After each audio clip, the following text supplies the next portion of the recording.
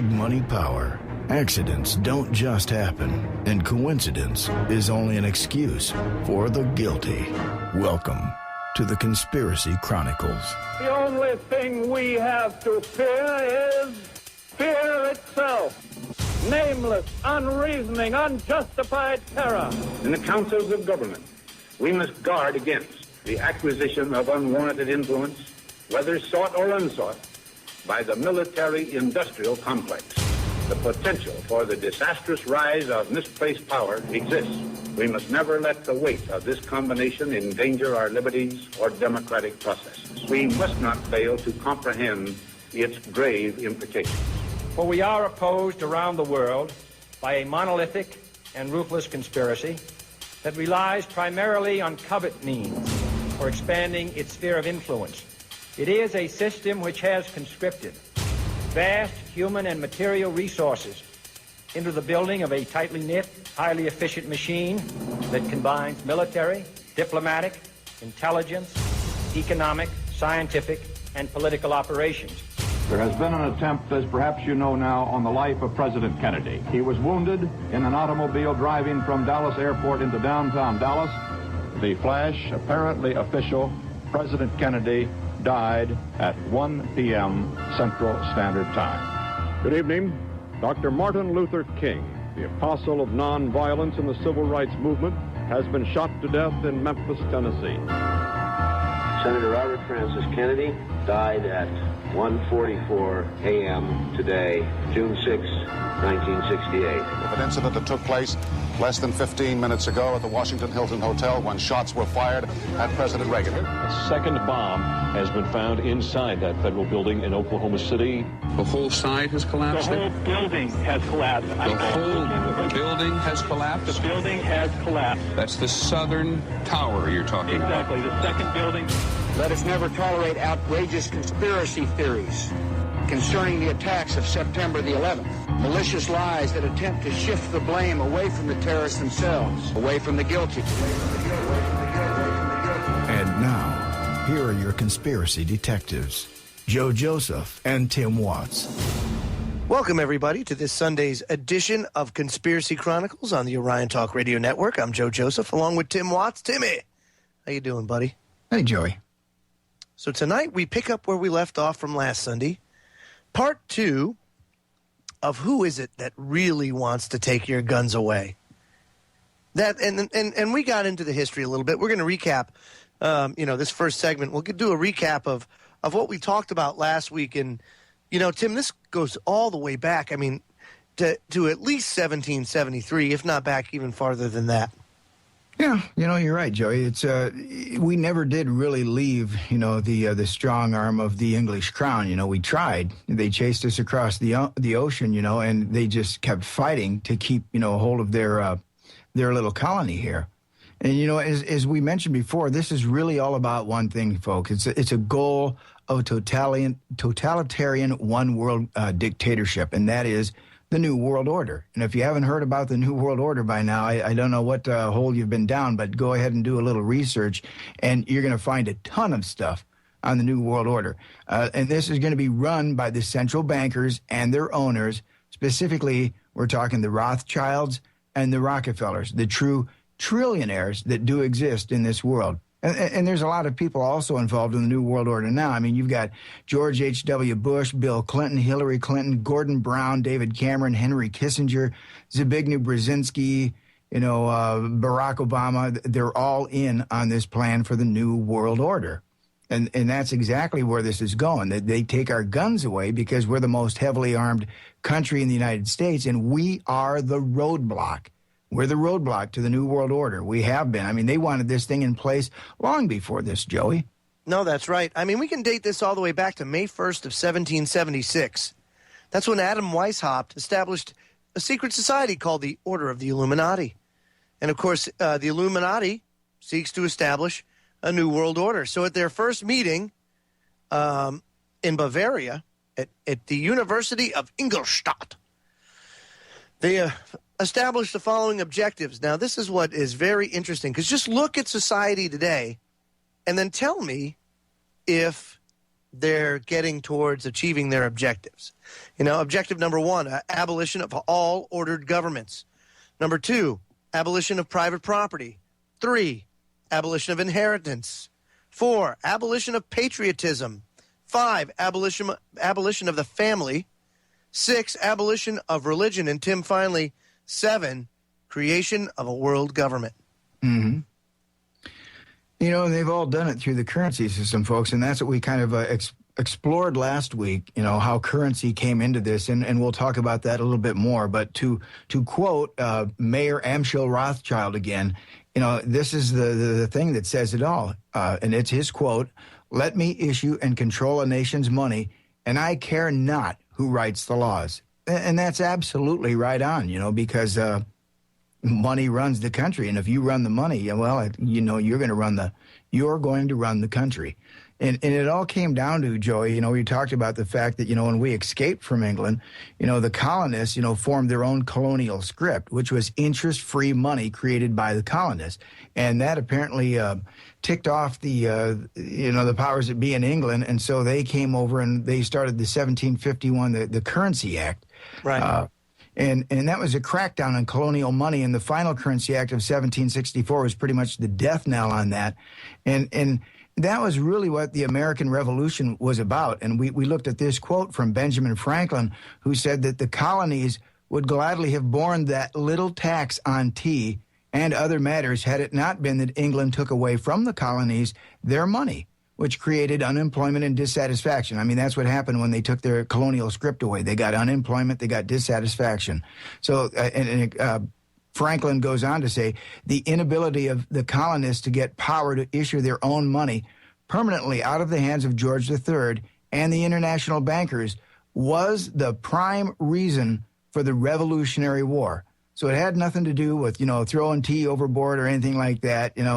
That was just much like the Civil War, and the abolition of slavery, all just a ruse. The real issue was the fact that they took away colonial script, and forced us back into interest-based money, an interest-based monetary system, which basically is how they keep you under their heel. We only 3 times we talked about in America have we had interest-free money, and every time we've tried, something's happened. So the colonial script, they came back at us with the Currency Acts of 1751, 1764. Then Lincoln tried his greenbacks. Well, we know what happened to Lincoln because of that. And Kennedy also tried his silver certificates with Executive Order 11110. And we know what happened to Kennedy. So every time we have tried for interest-free money in this country, folks, we have been met by opposition from those across the pond that control the money system, the Rothschilds. Yes, the Rothschilds and the Rockefellers over here, yes. And let's not forget, too, guys, George W.F. Hegel formulates the Hegelian dialectic. This is in 1821. This is something that you see today. As a matter of fact, look no farther than the Sandy Hook shooting. Let me give you what the Hegelian dialectic is. It's the process by which the Illuminati, they achieve their goals. This power structure, this is how they do it. It says, according to the Hegelian dialectic, thesis plus antithesis equals synthesis. In other words, first you foment a crisis. Then there's an enormous public outcry that something must be done about the problem. So you offer a solution that brings about the changes you really wanted all along, but which people would have been unwilling to accept initially. Interesting, Tim, because Sandy Hook, that fits it to a T, doesn't it? Oh, it fits everything. It fits 9/11. It fits everything they've ever done in this country. And, governments have used that ever since, and they've used it quite effectively. Yes, very, very much so. So, folks, I mean, there's so much to cover here. Timmy, tonight I think we're going to pick up around 1920. 1920 is where we left off. Last week we were talking about Louis T. McFadden and his quote, "When the Federal Reserve Act was passed, the people of these United States did not perceive that a world banking system was being set up here. A super state controlled by international bankers and international industrialists acting together to enslave the world for their own pleasure. Every effort has been made by the Fed to conceal its powers, but the truth is the Fed has usurped the government. It controls everything here, and it controls all our foreign relations. It makes and breaks governments at will. And concerning the Great Depression and the country's acceptance of FDR's New Deal, he asserts it was no accident. It was a carefully contrived occurrence. The international bankers sought to bring about a condition of despair here so they might emerge as the rulers of us all. And look at that, Tim. Today, effectively, they are the rulers of us all and have been for some time. But people are waking up, and they're understanding now more than ever the dangers of the Federal Reserve and of international banking. Folks, we'll be right back after these messages. Don't go away. So much more as the Conspiracy Chronicles talks about who really wants to take your guns away tonight on the Orion Talk Radio Network. We'll be right back.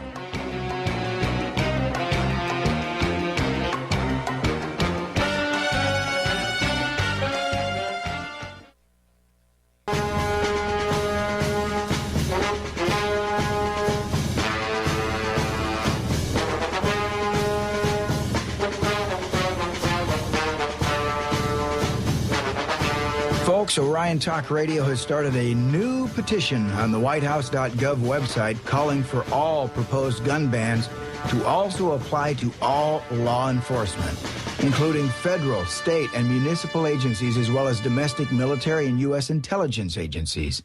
Now, we need your help. We want you to help us fight all gun bans and large capacity clip magazine restrictions for we the people. So go to the front page of OrionTalkRadio.com and sign the petition today, because this is about protecting our highly treasured right of the Second Amendment.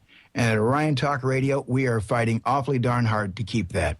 We're talking tonight on Conspiracy Chronicles about, the takeover of the United States and actually when it started, and the fact that this is the culmination of efforts that have been going on for many, many, many years. And Joey, we talked about the fact that interest-free money was something that we've tried to have here, tried many times in this country, 3 times, and only to meet adverse consequences from the powers that be. But I want to read, folks, a quick quote here from the London Times, which wrote about the second interest-free money we had. That was Lincoln's greenbacks during the Civil War. And this is what the London Times wrote about that back then. Quote, "If that mischievous financial policy, which had its origin in the North American Republic during the late war in that country, should ever become indurated down to a fixture, then that government will furnish its own money without cost. It will pay off its debts and be without debt. It will become prosperous beyond precedent in the history of the civilized governments of the world. The brains and wealth of all countries will then go to North America." And this is the kicker, folks. "That government must be destroyed, or it will destroy every monarchy on the globe." And that's from the London Times about Lincoln's interest-free greenbacks. You don't learn that in history class, do you? No. And what happened to Lincoln? Another assassination. Yep, very much so. Very much so. I mean, and this is all stuff that you need to understand, because the reason why they want to take your guns away is simply this. The gig is up. They fleece the system for as much as they can possibly do. I mean, now they're to the point now where the Federal Reserve is going to be buying 90% of our debt. They're going to be monetizing 90% of our debt. That's what the Congressional Budget Office is looking at this year, because of the lack of interest in treasuries. And you ask yourself why? Well, they've lowered the interest rate so much. They've artificially lowered the interest rate so much on these treasuries that they don't even keep up with inflation. So if you buy treasuries, you end up losing money over time. It's very interesting. So there's no interest in it. So people don't buy it. And now it's up to the Fed to go and buy it. Yeah. 90%. And the Fed is the problem, folks. I mean, those that don't know about the Federal Reserve System, number one, it's the third national bank that we had in the United States, and they killed the other 2 national banks before that, Andrew Jackson killing the second national bank, and all of that started many wars here. The Civil War is not what we think. Again, it was not about the abolition of slavery. It was to divide and conquer this country. And then right after the Civil War, or actually during the Civil War, in 1863, we talked about that letter from the Rothschilds to their New York banking interests, specifically the Rockefellers and the Morgans. And this is a very interesting quote from that letter from the Rothschilds again, writing from London to New York associates in 1863 during the Civil War.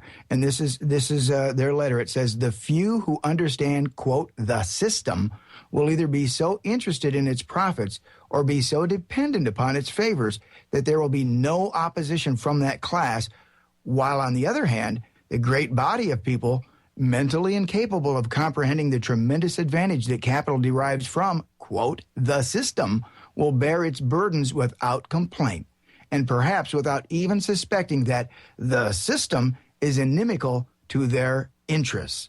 And the system they're referring to is the Federal Reserve System. Right. Yep, very, very important information. And this is why, it's important to recap last week's information, just so you have a good jump point here. As we start off now in the 1920s. Now, you guys remember, Colonel Edward Mandell House.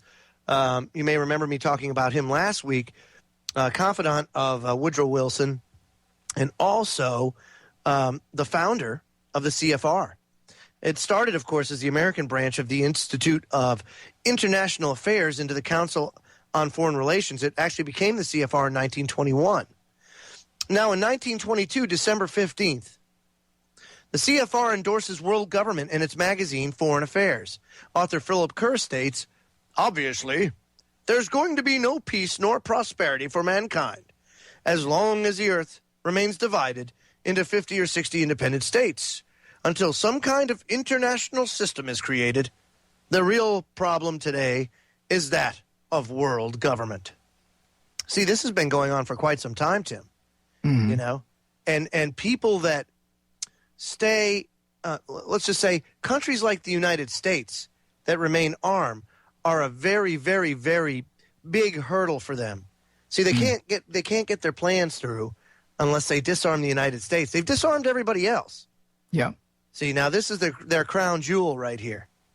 This is it. This is why we have to fight so hard to make sure that we don't give our guns up. And look what's happened in all those countries where they've taken their guns away. Crime has risen. Despotism, tyranny.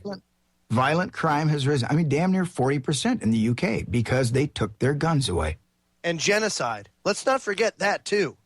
Take a look at all those countries where the guns were taken away. Genocide. Yep. I mean, if the German people would have had guns, if they would have been armed, for crying out loud, maybe the things Russians. would have been different. Hell with Germany. Look at Russia. Look at Stalin. Yep. Stalin killed close to 20 million Russians. Unbelievable. Wow. I mean, think about that. That's a staggering number. It is. Phenomenal figure. So anyway, 1928 is our next stop on the timeline. And The Open Conspiracy, Blueprints for a World Revolution by H.G. Wells is published. Of course, H.G. Wells was a famous and former Fabian socialist. Wells writes, quote, "The political world of the open conspiracy must weaken, efface, incorporate, and supersede existing governments. The open conspiracy is the natural inheritor of the socialist and communist euphemisms.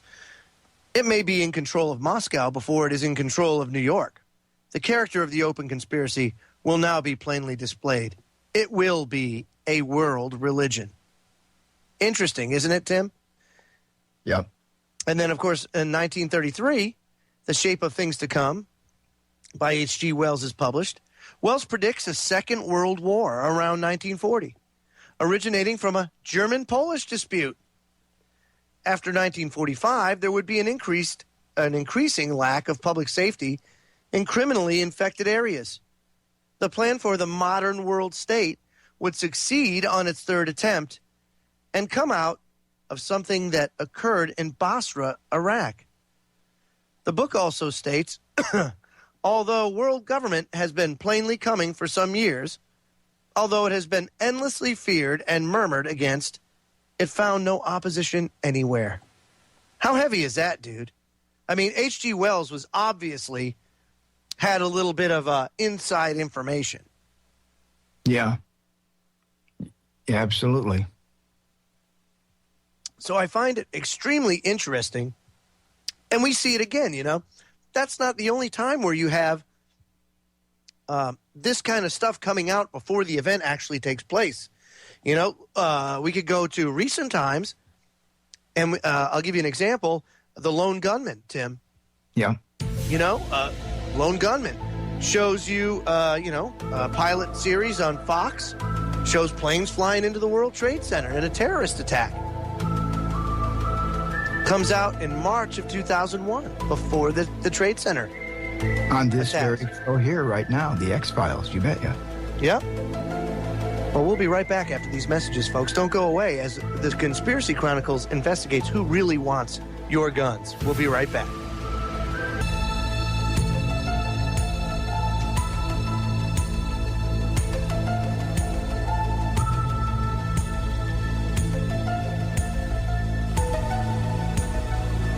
Don't forget that you can take Orion Talk Radio with you wherever you go by listening to us on your smartphone with the TuneIn app. Just download the free software, then do a search for Orion Talk Radio. Save us as a preset, and then you can listen to Orion anytime, anywhere. Orion Talk Radio on TuneIn, a must-have app for your smartphone. Joe Joseph and Tim Watts here, and we're exploring not only the history of the New World Order, but, I mean, these, of course, are the people that want to take your guns away. It has nothing to do with your personal safety. If that was the case, then, of course, they would make sure everybody had a gun if they wanted to make sure you were safe. But, no, alas, they only want to make sure that they're safe. So, it's been a long time coming, a lot of effort and a lot of work to get to the place that we're at now. They've really done their due diligence, and they've been very patient. No, they're persistent. Yeah. Yeah. So, I mean, this, of course, is it's been a long time coming, and it's certainly not going to fix itself today or tomorrow. It's going to take time. But we got to keep plugging away, folks, and we cannot let these corrupt politicians try to usurp not only the Constitution, but these are your natural rights. To hell with the Constitution. The Constitution is just a reminder of what your rights are. You know, it's almost like that guarantee or warranty slip you get in the box, you know, that guarantees you, hey, look, if this is defective or whatever, we'll replace it. It's the same thing, you know. Look, they need to follow this or they're treasonous dogs. Hang them. Mm-hmm. You know, that's what it is. It's kind of like a guideline. But it doesn't give you rights.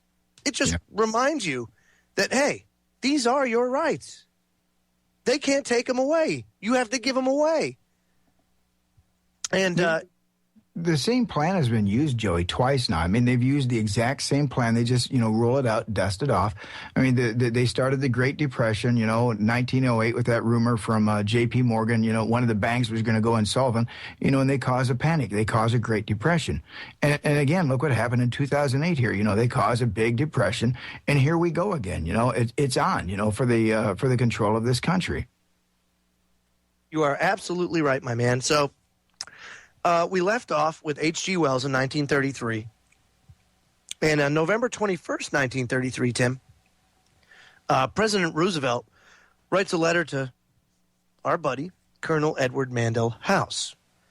And in it he writes, quote, "The real truth of the matter is, as you and I know, that a financial element in the larger centers has owned the government since the days of Andrew Jackson."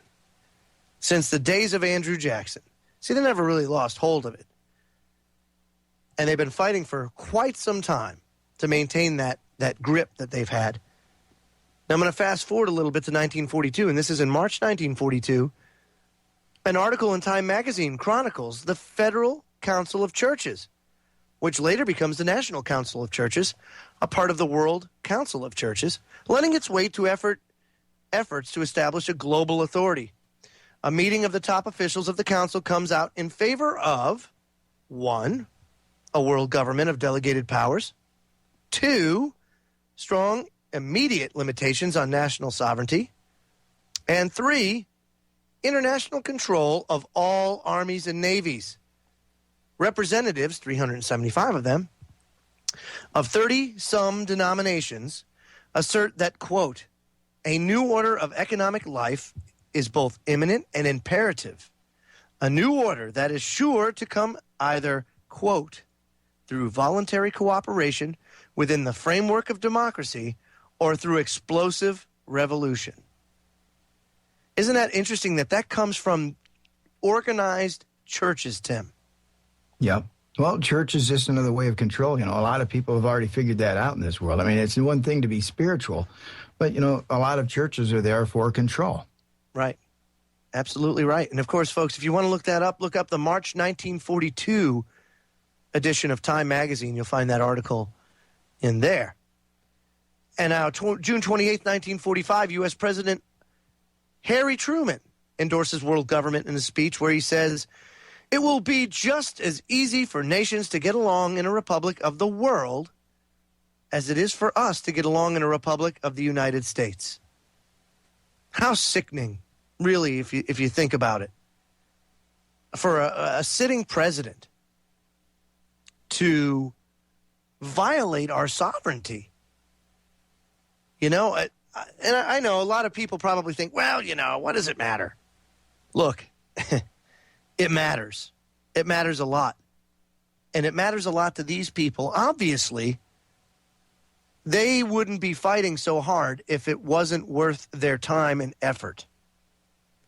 Ain't that right, Timmy? Yeah, it's been a concerted plan. They think they know better. They think, this one world government is going to be a great thing. And, at first blush, a one world government probably would solve a lot of problems, but obviously not run by the bankers. I mean, because the bankers have led us into every single war that we've ever had here. They've always played both sides of the line. So if people think that a one world government is going to save us all from these people, they're sadly mistaken. I mean, maybe someday when Jesus comes back, we'll have a one world government. Who knows, but right now, a one world government under these people, the central bankers, is only going to create more oppression. Right, absolutely. And it was only a few months later, October 24th, 1945, that the United Nations Charter becomes effective. Also on October 24th, Senator Glenn Taylor of Idaho introduces Senate Resolution 183, calling upon the U.S. Senate to go on record as favoring creation of a world republic, including an international police force. It's 1945, folks. I mean, this goes way back. And then 1950, February 7th. Now, Tim, this was a quote that you brought up to me, and very telling about the attitude and the gall that the powers that be have, almost flaunting it in people's faces. But February 7th, the year 1950, international financier and CFR member James Warburg. Now, this is old money, folks. The Warburg family is an old banking family. Tells the Senate Foreign Relations Subcommittee, quote, "We shall have world government whether or not you like it, by conquest or consent." What does it take, Tim, to bring a country to its knees to consent to enslavement and world government? Basically, the Hegelian dialect, you create a problem, you wait for the reaction, and then you propose an unpopular solution because, we'll get you out of this crisis. And what's our crisis right now, folks? The fiscal cliff. This big monetary thing that's going on, the talk of collapsing economies. And when that happens, what do you suppose they're going to do, Joe? Oh, you know what? We've got this unpopular solution, which we know you don't want, a one world currency, but it will alleviate all our problems. And once they get that one world currency, well, Katie bar the door. It's all over at that point. Yeah, no, you're absolutely right. And I don't even know if it would be a one world currency as much as it would be a credit-based monetary system. Yep. Like a one that, well, I mean, it could be as generic as a credit. But one under central control. Under central, right, like a World Bank or IMF control. Sure. Yeah, I mean, and folks, this is not out of the realm of possibility. And then you get into RFID and everything else, and it's a very, very, you could downward spiral down that rabbit hole really fast. You could see where things will lead if you give them that launch point. And again, James Warburg tells the Senate Foreign Relations Committee himself, he says right to their faces, "We shall have world government, whether or not you like it, by conquest or consent." Isn't that something? I mean, just sit there and blatantly say, it could be done by conquest. We're going to take you over. Right. Now, 2 days later, that same Senate Foreign Relations Committee introduces Senate Concurrent Resolution number 66, which begins, quote, whereas, in order to achieve universal peace and justice, the present charter of the United Nations should be changed to provide a true world government constitution. Again, you don't hear that much now, do you? How our government tried to usurp our current constitution without the people's consent to bring about a true world government constitution. And then you think about comments from Justice Ginsburg, who calls our Constitution flawed and favors that of South Africa. And she's a Council on Foreign Relations member. Very interesting. Timmy, we'll be right back after these messages. Folks, sit tight. Much more on who really wants to take your guns away when the Freedom Links Conspiracy Chronicles returns. We'll be right back.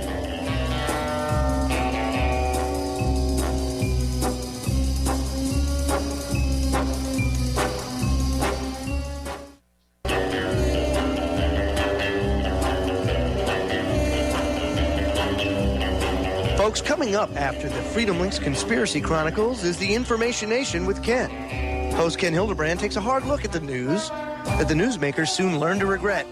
Ken calls them the way he sees them, and sometimes it isn't pretty. So make sure you tune in to the Information Nation with Ken immediately following the Freedom Links Conspiracy Chronicles. Joe Joseph here, along with Tim Watts. We're discussing who really wants to take your guns away. And we're in the 1950s now, Tim. I mean, this is when it really starts to ratchet up and get hot and heavy. I mean, this is it. Of course, the Great Depression. That was nothing compared to what's going on now. I mean, look at this. You have Warburg going right in and saying, hey, look, to hell with you guys. We're just going to get our world government whether you like it or not. And if you back up about 5 years from what Warburg said, what did we have? We had the formation of the United Nations. Oh, yeah. Oh, yeah. Yeah. And, of course, the Senate introduces that nice little concurrent resolution number 66.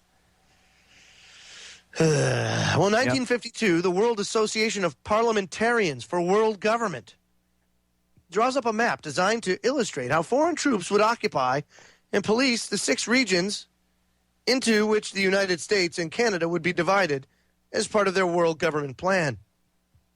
Oh, really? So now you can see, historically, where the idea of mega regions came about. You see, Agenda 21 didn't start with the conference in Brazil in the late 90s. This idea spawned from the World Association of Parliamentarians for World Government. Research that, if you will, and you will find a smorgasbord of information that Agenda 21 was a regurgitation of their agenda. So nothing new there. Just like everything else that's being played on us right now, nothing new. Just regurgitated the same old plans. They haven't got to Plan Z yet, have they, Timmy? No, we're getting there, though. Yes, but Plan Z is coming up. That's right. Now, 1954.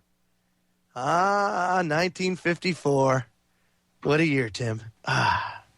Prince Bernhard of the Netherlands establishes what, Tim? Come on.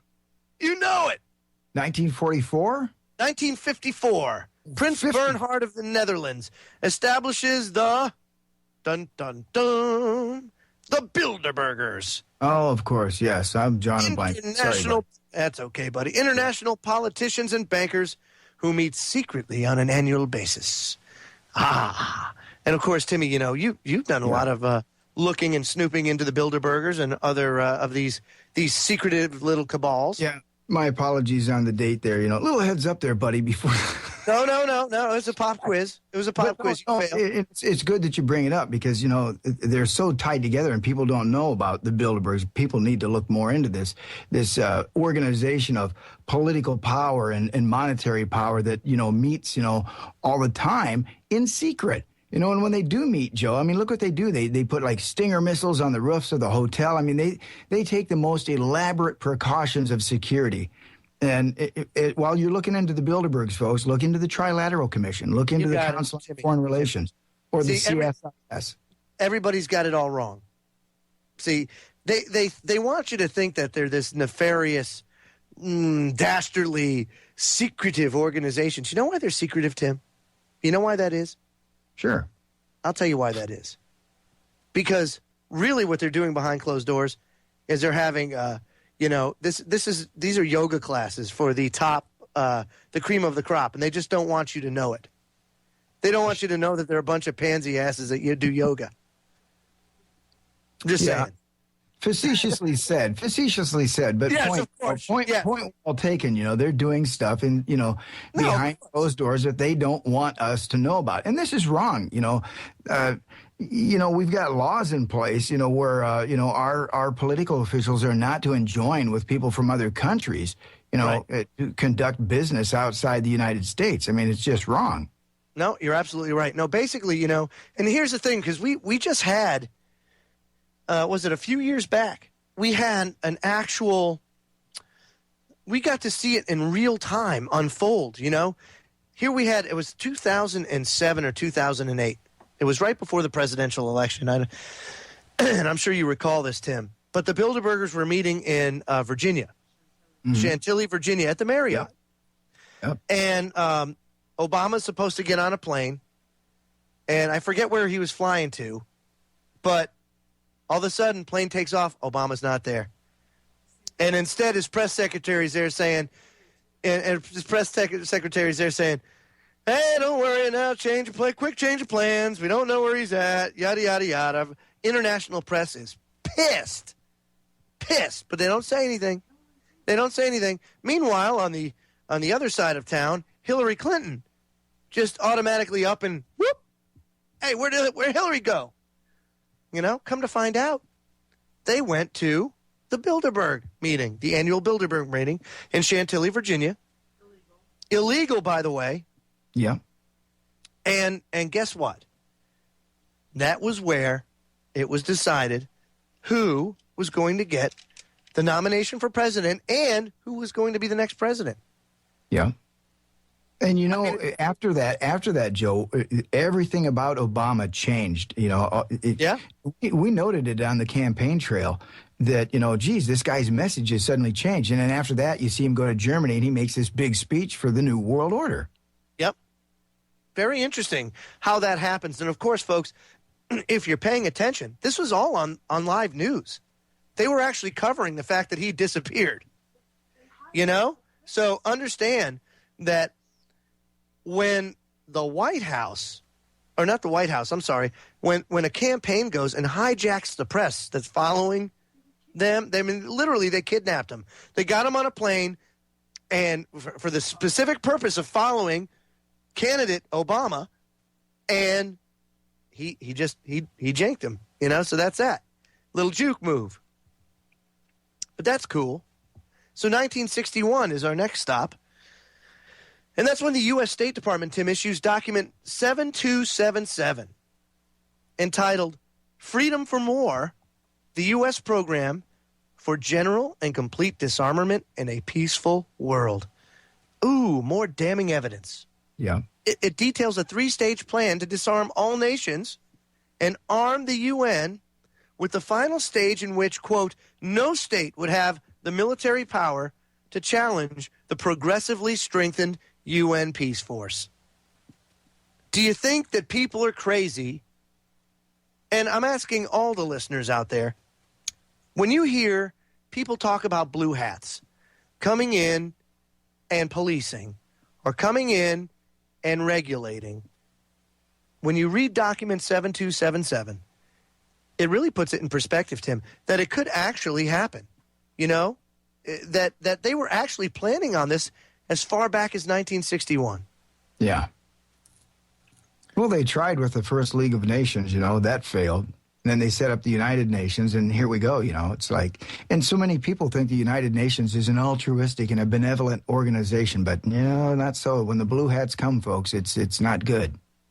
Right. So, folks, please look up document number 7277. That's State Department document 7277. Read that. It's not that long. And look at what their plan is. This is back as far back as 1961. I mean, like I said, these people are patient. They're willing to wait as long as it takes to get what they want. And so far, it's been working out rather well because the people have been misinformed through a co-opted press. We know that, Operation Mockingbird, as well as many other operations, if not just flat out being bought and paid for by the powers that be. So we don't get accurate information from our mainstream media. The only thing that's really saved us up to now, Tim, is the internet. Oh, yeah. I mean, that was their one true screw-up of all screw-ups, was to let that out of the bag. And now they're desperate to take it away. Yep, because that's where all the truth is coming from, folks. And it's so obvious, Joe. They've tried over and over and over. I mean, we knocked down the first two attempts, with those first two bills they had out for the internet, and everybody's like, oh, hooray, hooray, hooray, we killed it. It's like, no, just wait a minute, folks. It will be back. And sure enough, now we've got cybersecurity, and we must control the internet. Can't have the truth out there. No, that's right. That's right. So we're going to stop there as the end of hour number one comes to a close. We'll pick up with Professor Carol Quigley, Bill Clinton's mentor at George Washington University, after the King's Court in hour two. I want to take a minute to let you guys know of the schedule coming up this week for the Freedom Link. Now, on Tuesday, we're going to have one of our correspondents, Mike Powers, join the broadcast to discuss the Sandy Hook incident and some of the evidence. Some of the evidence is not jiving with the official narrative that's being put out on the mainstream media. He's done a lot of research into it, and we're going to go over all the inconsistencies in the official story. So that'll be on Tuesday evening. Wednesday, we're joined by YouTuber and activist Larkin Rose. Now, for all those that don't know Larkin Rose did that YouTube video that I like to reference all the time called The Tiny Dot. And he's done a lot more than just a tiny dot, but, that's the one I push all the time. He'll be joining us on Wednesday, and then on Thursday evening, we have Hollywood celebrity Chuck Woolery joining the broadcast to discuss the Second Amendment and the fight for our lives to preserve our constitutional rights. The Chucker. That's right. And then Friday, we have Hollywood film producer and filmmaker Dutch Merrick. He'll be joining the broadcast as well to talk about the atmosphere in Hollywood and give his take on the Second Amendment fight. So hour number one is done. Hour number two is on the way. When we return, the King's Court is called into session. We'll be right back after these messages.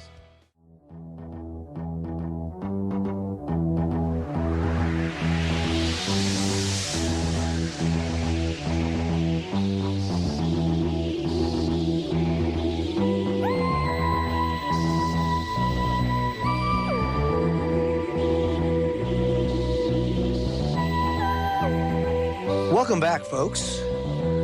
Don't miss the Medical Conspiracy with Dr. Carpenter and Randy Simmons at their new time Saturdays from 3 to 5 p.m. This is the news that the American Medical Association and the Federal Drug Administration would rather you didn't hear. So don't miss the Medical Conspiracy Saturdays from 3 to 5 p.m. right here on the Orion Talk Radio Network. Joe Joseph, Tim Watts, and what do you know? Our buddy John King joins us. And, John, of course, you know what time it is, being the top of hour number two. Let's call the King's Court into session. Hey, Piers Morgan. Let me clue you in on something that only an American can understand. You, being a sophisticated Englishman and all, cannot grasp the notion of owning a gun, as I, as an American, cannot grasp the notion to bowing to a monarch. You believe, as they do, that they have our divine right to rule. Says who? Them? I have a divine right to self-preservation. You said, deport me, If America won't change its crazy gun laws, I may deport myself. This coming from a man who eats spotted dick and wants to suck the gun of Ted Nugent. If you want to deport yourself, then by all means, and take Dianne Feinstein and the rest of the gun-grabbing criminal douchebags with you when you go. And don't let the door hit you in the buttocks either. Or is it either? You're an educated Englishman. You tell me. You are not a member of this society, and as a whole, meaning you are not a citizen of this country, so you have no voice in its future. A little over 230 years ago, we as a people became very tired of heavy-handed British rule and struck out on our own. Our founders knew how important firearms would be to protect this new country and the Constitution. So those of you that think the Second Amendment was written for hunting and protection from Indians, let me educate you, and let's listen to what the Founding Fathers have to say. A free people ought to be armed, George Washington. Firearms are second only to the Constitution in importance. They are the people's liberty's teeth, George Washington. They tell us that we are weak, unable to cope with such a formidable adversary. But when shall we be stronger? Will it be when we are totally disarmed, and when a British guard shall be stationed in every house? 3 million people armed in the holy cause of liberty are invincible by any force which our enemy can send against us. Patrick Henry. For those who would give up essential liberty to purchase a little temporary safety deserve neither liberty nor safety. Benjamin Franklin. The beauty of the Second Amendment is that it will not be needed until they try to take it. Thomas Jefferson, excuse me. George Jefferson! I knew I'd do that. I did that earlier. Democracy is two wolves and a lamb voting on what to have for lunch. Liberty is a well-armed lamb contesting the outcome of the vote. Benjamin Franklin. And some more recent quote by people who get it. A woman who demands further gun control legislation is like a chicken who roots for Colonel Sanders. Larry Elder. Did you hear that, Ms. Feinstein?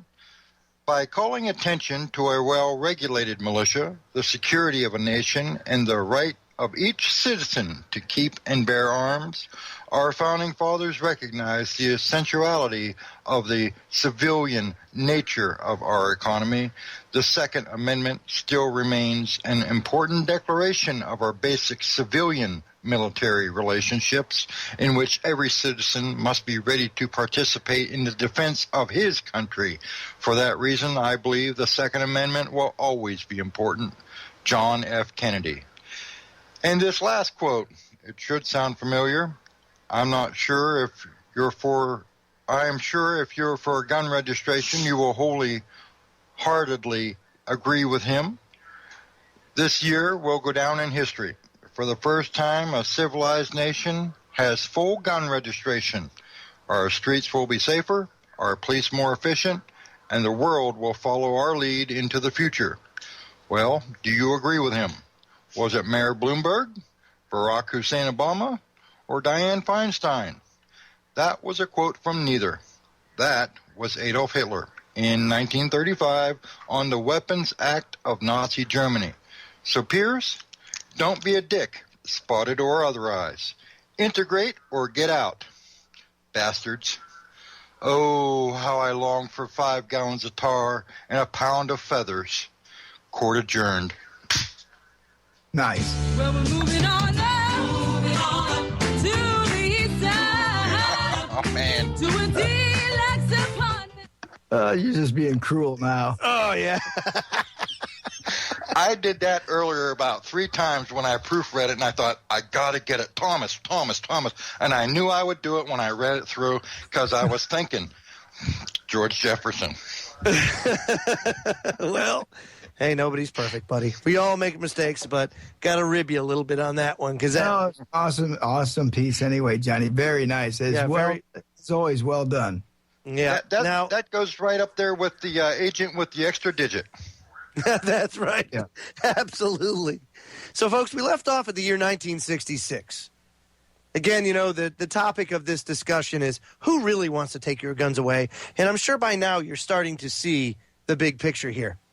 But 1966, Professor Carol Quigley, Bill Clinton's mentor at Georgetown University, authors a massive volume entitled Tragedy and Hope, in which he states, quote, "There does exist, and has existed for a generation, an international network which operates, to some extent, in the way the radical right believes the communists act. In fact, this network, which we may identify as the Round Table groups, have no aversion to cooperating with the communists or any other groups, and frequently does so. I know of the operations of this network because I've studied it for 20 years and was permitted for 2 years in the early 1960s to examine its papers and secret records.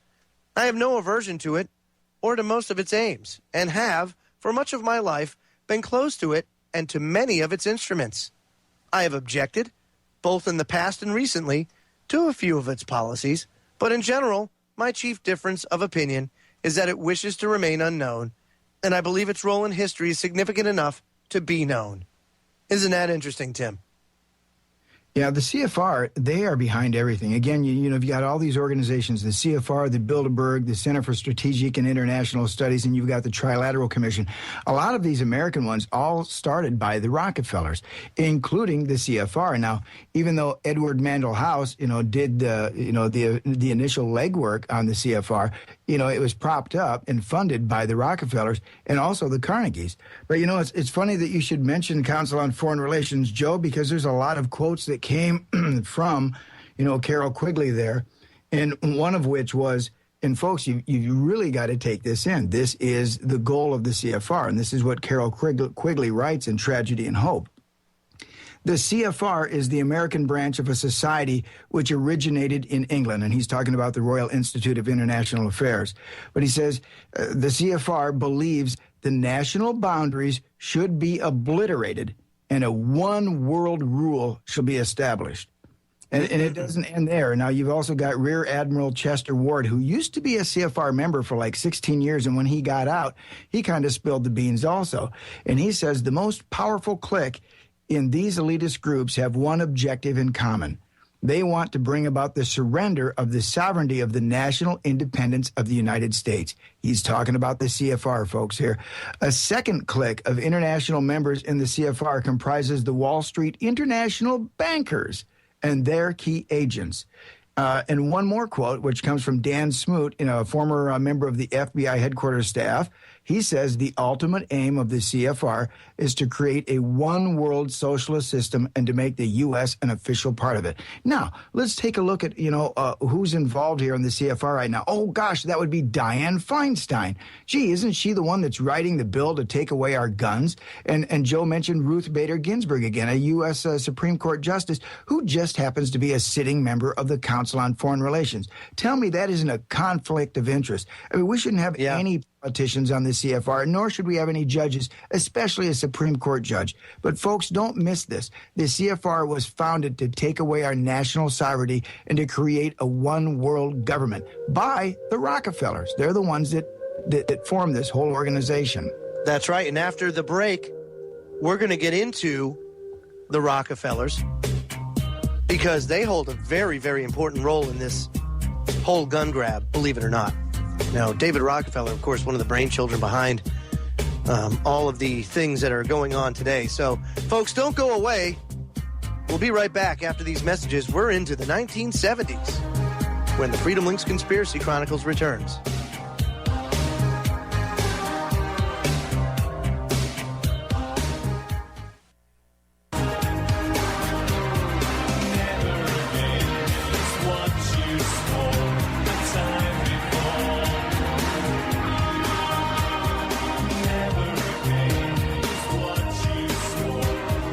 Don't forget to check out the Orion Talk Radio website. That's www.oriontalkradio.com.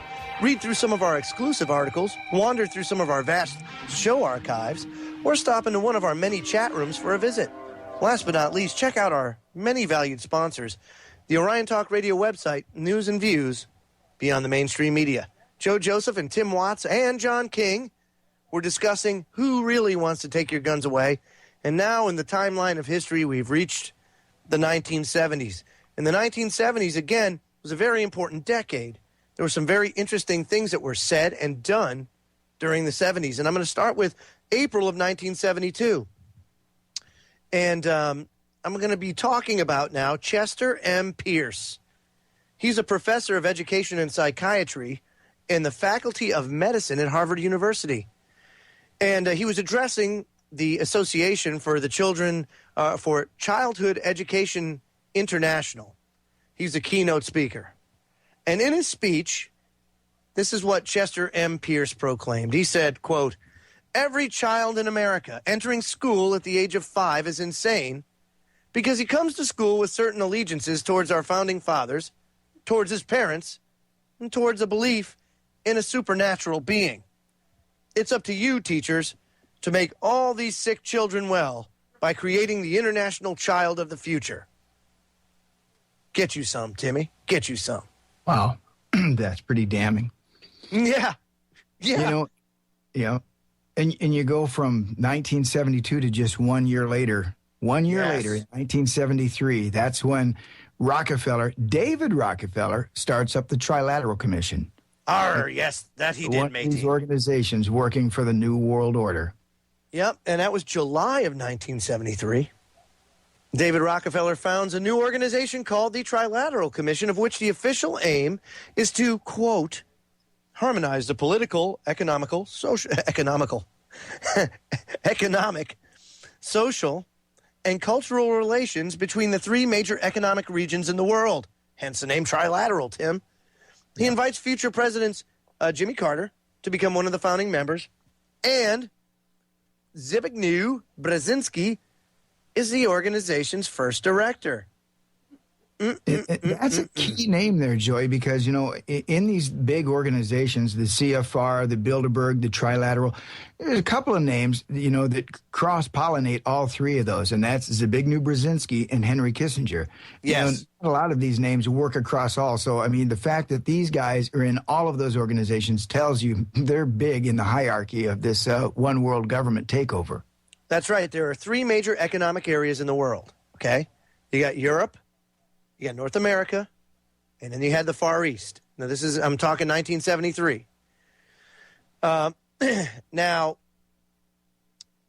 under the pretext of having to join forces to be able to face economic competition with the two other economic regions, the member countries of each of these three regions decide to merge into one single country, forming three superstates.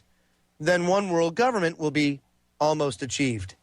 Like Fabian socialists, they achieve their ultimate goal, a world government step by step. The aim is almost achieved in Europe with the Single European Act, and that was the Maastricht Treaty that was implemented in 1993, requiring all member countries of the European Community to abolish their trade barriers and to hand over their monetary and fiscal policies to the technocrats of the European Commission in Brussels, Belgium.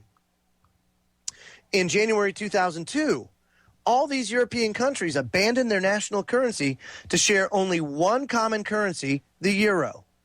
Moreover, the Nice Treaty removed more powers for countries to give them over to the European Commission. What began innocently in 1952 as the European Economic Community, a common authority to regulate the coal and steel industry among European nations, finally turns into the European superstate. Jean Monnet, a French socialist economist and founder of the EEC, had this in mind when he said, quote, political union inevitably follows economic union.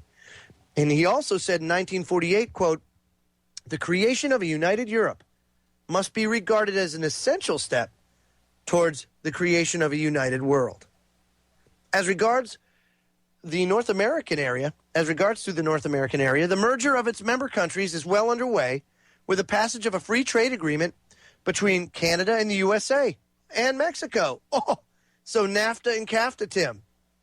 Because now CAFTA includes Central America. Mm-hmm. And the idea is to promote a single currency for them all. Mexican President Vicente Fox May 6, 2002 in Madrid said, quote, eventually our long-range objective is to establish with the United States, but also with Canada, our other regional partner, an ensemble of connections and institutions similar to those created by the European Union. Get you some, Timmy. Yep, and they did that with the SPP, the Security and Partnership Protocol. Yes. Calling for the formation of a North American Union, which is just one more step to the New World Order. That's right. In that same year, the Club of Rome, a UN operative, issued a report entitled Regionalized and Adaptive Model of the Global World System. And the report divides the entire world into 10 kingdoms. So you can see the nefarious nature with which these elitists or the powers that be or the New World Order operates on. And isn't it interesting that the New World Order just wants to establish the Old World Order again? That's really what they're looking for. Now, 1979, FEMA, which stands for Federal Emergency Management Agency, is given huge powers. It has the power, in case of national emergency, to suspend laws, move entire populations, arrest and detain citizens without warrant, and hold them without trial. It can seize property, food supplies, transportation systems, and can suspend the Constitution. Not only is it the most powerful entity in the United States, but it was not even created under constitutional law by Congress. It was a product of presidential executive order. Yep. An executive order. Why? What's that? Do you remember why? Why is that? Go ahead. That was our nice CFR friend, trilateral friend, I guess I should say, President Carter. Remember when Mount St. Helens blew up? We've got to have something in place. That's right. Again, it harkens back to our friend Rahm Emanuel in Chicago saying, never let a good crisis go to waste. The Hegelian dialectic. Yep, exactly. And when Mount St. Helens blew up, they thought, here's our opportunity. We'll put in this FEMA structure here in the United States. We'll tell everybody it's for their common good because we got to watch out for those big disasters like Mount St. Helens. That's right. So let's go over, in a national emergency, some of the things that FEMA can do. Now, these executive orders have been on record for nearly 30 years and could be enacted by the stroke of a presidential pen. So Executive Order 10995 gives FEMA the right to seize all communications media in the United States. Executive Order 10997 gives FEMA the right to seize all electrical power, fuels, and minerals, both public and private. Executive Order 10999, right to seize all means of transportation, including personal vehicles of any kind, and total control of highways, seaports, and waterways. Executive Order 11000, right to seize any and all American people and divide up families in order to create workforces to be transferred to any place the government sees fit. Executive Order 11001, right to seize all health, education, and welfare facilities, both public and private. 11002, right to force registration of all men, women, and children in the United States. 11003, right to seize all airspace, airports, and aircraft. And we'll get to 11004 when we come back. So you see what's going on, folks, and you see that all of these things are put in place and when a crisis comes about. Very interesting, because if that crisis didn't happen, I'm sure the American people wouldn't like it. We'll be right back after these messages. This is the Conspiracy Chronicles on the Orion Talk Radio Network. We'll be right back.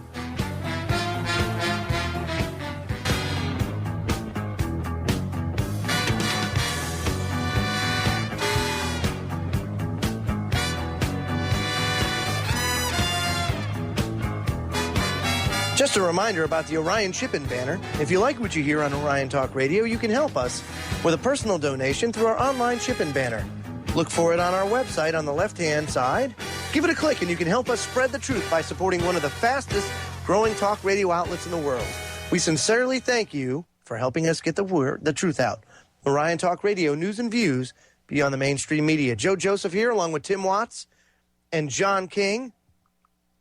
And, I left off, we're talking about FEMA and the executive orders that FEMA is a very powerful organization, okay? And I stopped at 11003, the right to seize all airspace, airports, and aircraft. 11004, interestingly enough, is the right to seize all housing and finance authorities in order to establish relocation designated areas and to force abandonment of areas classified as unsafe. 11005, right to seize all railroads, inland waterways, and storage facilities, both public and private. And finally, 11921 authorizes plans to establish government controls of wages and salaries, credit, and the flow of money in U.S. financial institutions. Very, very, very troubling indeed. John, you have a comment? Yes, these are executive orders only kick in when a national emergency is declared. Now, mind you, this country has been in perpetual national emergency since 1932. Yes, very, very good point, John. Very good point. Now, understand this and ask yourself this very simple question. How would they, in a national emergency, be able to implement those plans when the public is armed? How do they do that? How do they go and take a house? Yeah. And, and that's a good point, Joe, because, again, they're claiming these rights, quote marks here, rights, and they have no right. They're taking these rights. They're claiming these rights for themselves.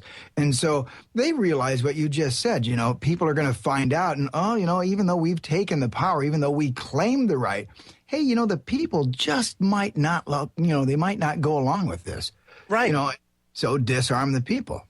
Remember, too, folks, that the power of the government is derived from the consent of the governed. That means that we, the people, have rights. The government has privileges. The government cannot grant itself rights. It is totally asinine and illegal for them to do so.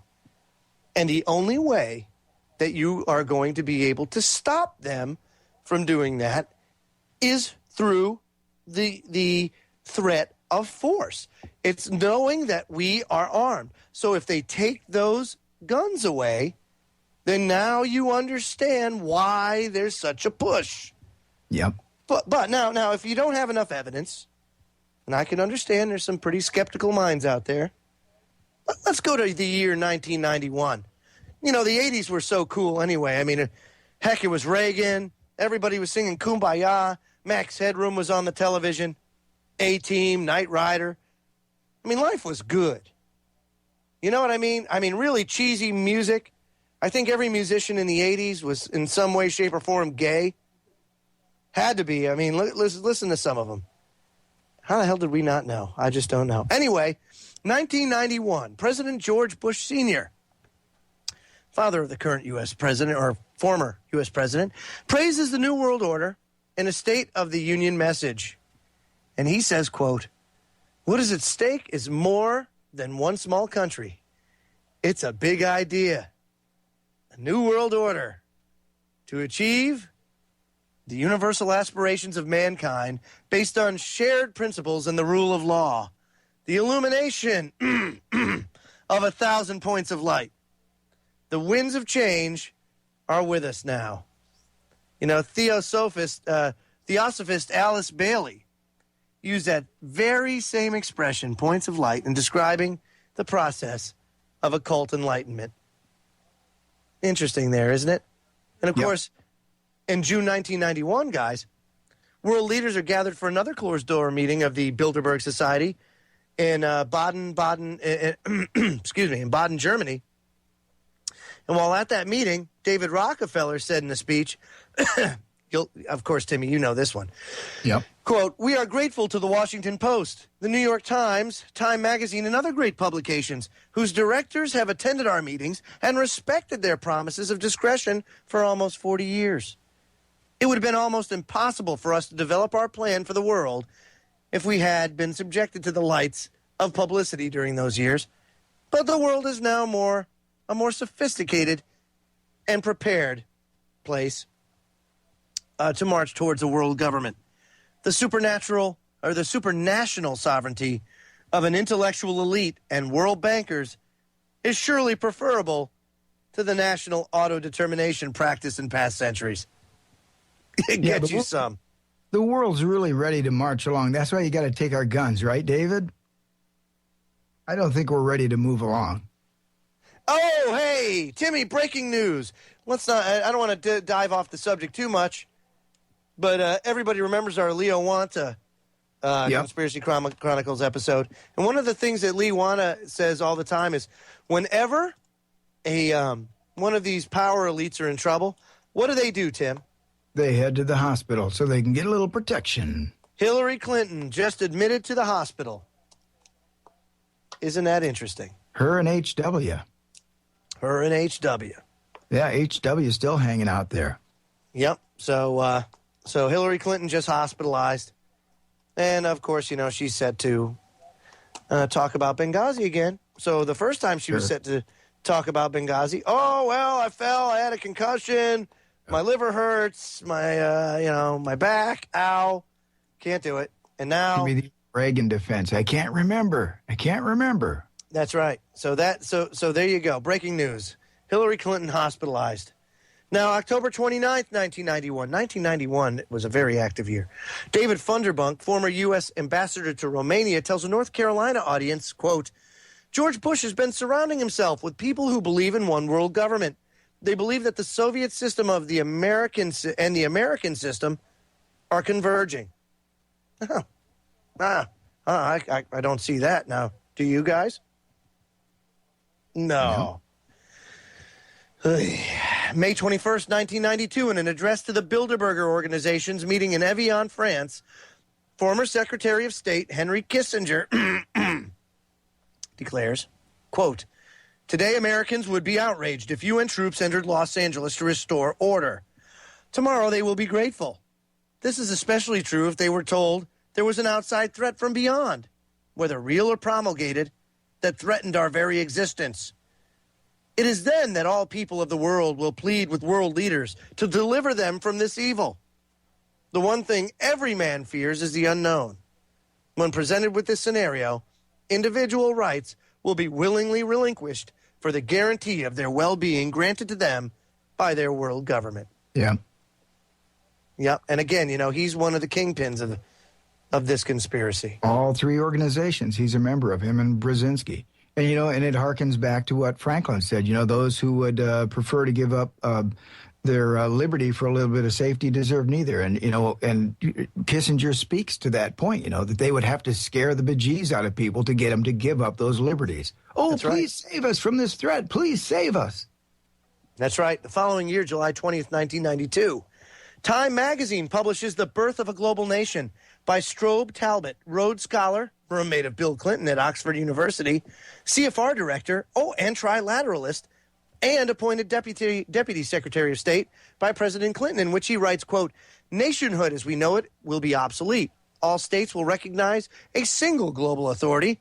All countries are basically social arrangements, no matter how permanent or even sacred they may seem at any one time. In fact, they are all artificial and temporary. Perhaps national sovereignty wasn't such a great idea after all, but it has taken the events in our wondrous and terrible century to clinch the case for world government. I want to vomit, Tim. Yeah, because national sovereignty was just fine. I mean, the only people who have fomented all these wars around the world that have upset national sovereignty have been the international bankers, these banking cartels that run everything, the central banks. But for those parasites on the world, national sovereignty is just fine. People get along, nations get along fine. It's only these people that push us to war that have, actually jeopardized national sovereignty. And they're doing it for a reason, quite obviously. No, you're right. Now, in the last segment, folks, we'll wrap this up. And I hope by then you'll understand and see why the powers that be, the New World Order, needs us disarmed. We're the world's last best chance to stop them. Folks, we need to stand up. We'll be right back. Final segment coming up.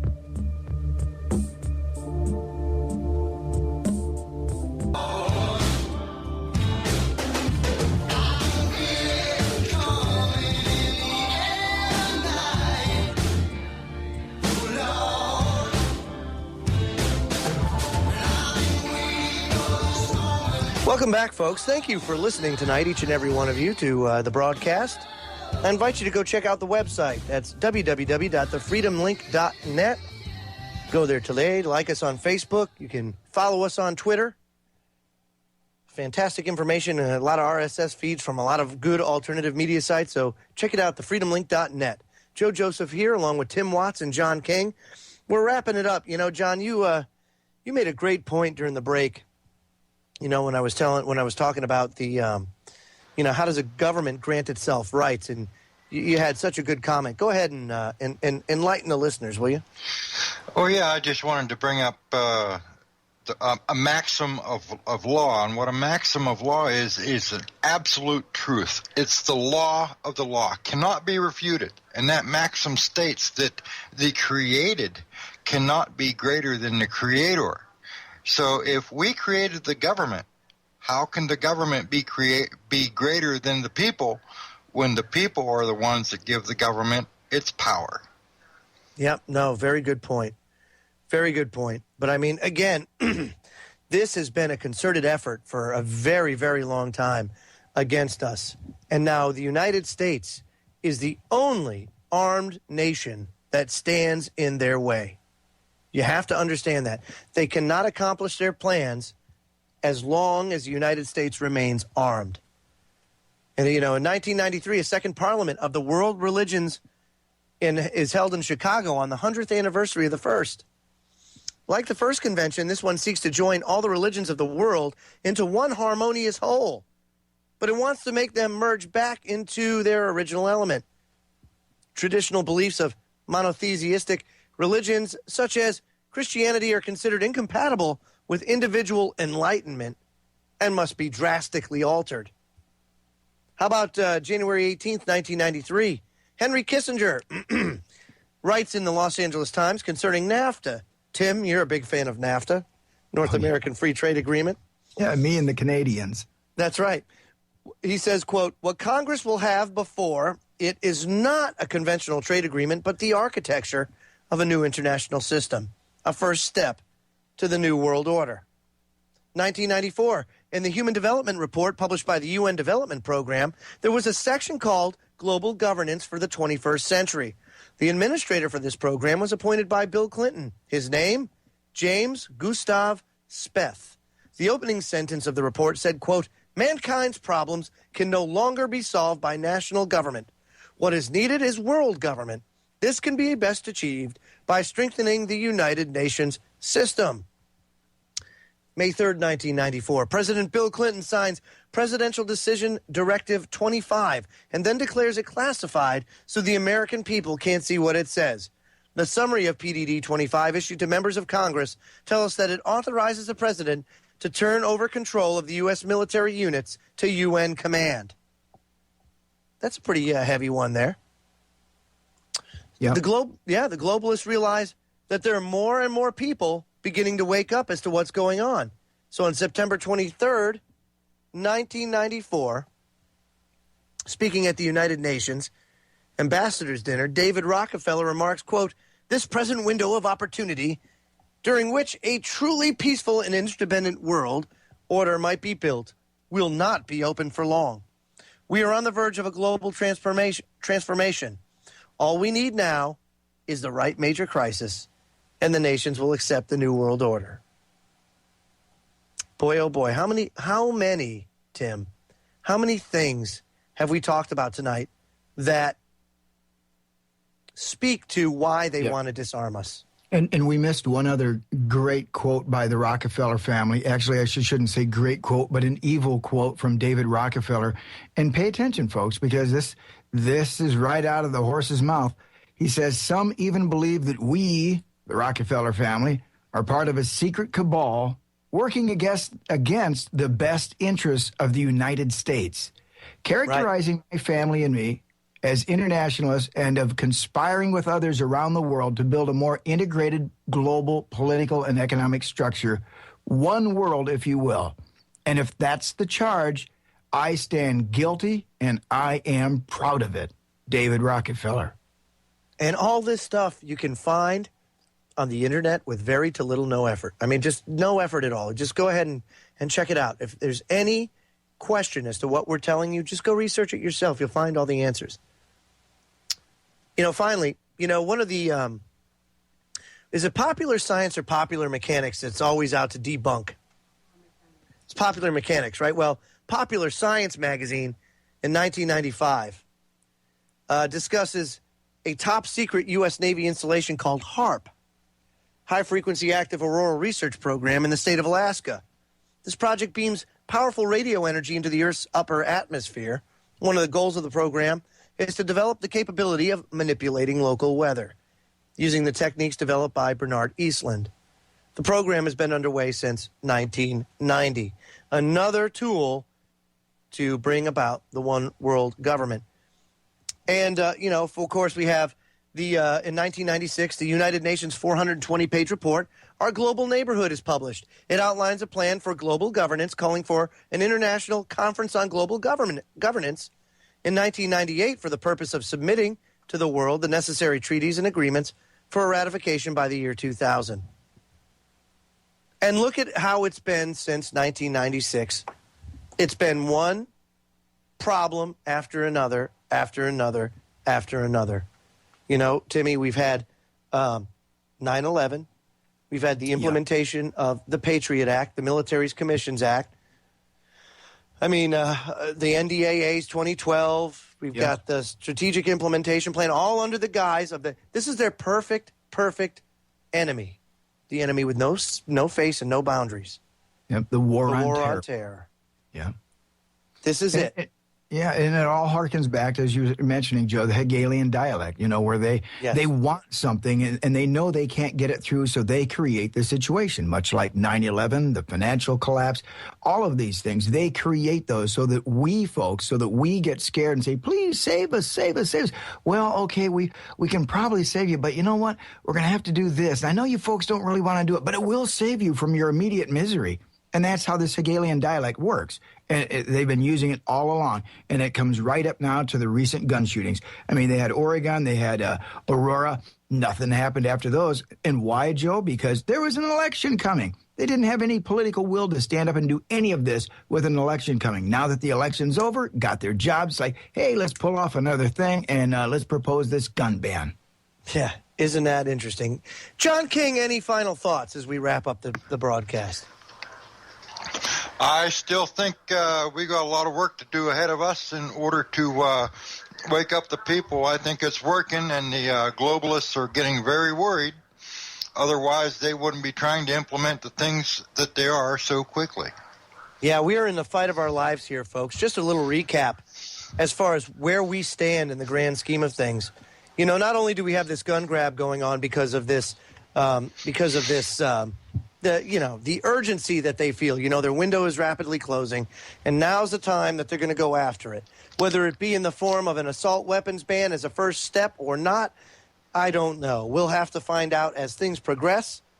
But that's not the only thing. At a minimum, regardless of any negotiations with anything that has to do with this, quote, fiscal cliff, which we're going over anyway, regardless of any negotiation or any magic that these people might work, you're looking at a minimum, everybody at a minimum 5.8% increase on January 1 in your taxes. It'd be a 2% increase in Social Security to roll back the Social Security holiday, and a 3.8% Medicare tax increase to cover the implementation of Obamacare. Those two things are not going away regardless of any negotiation. So understand that. Automatically, 5.8% more is deducted from your paycheck. That's just one thing of a great many things that are set to unfold as the year 2013 starts. And I'm telling you, folks, there's a reason why we're seeing this now. Now, Tuesday, we're going to be discussing with Mike Powers, one of our correspondents. He's going to be discussing some of the inconsistency in the Sandy Hook narrative. And you'll be floored to hear some of the things that his research has drummed up. So Tuesday is going to be a focus on the narrative itself and what the mainstream media is telling you. And then Wednesday, of course, we have Larkin Rose, a YouTuber and activist, did some great stuff. Tiny Dot, of course, he's known for.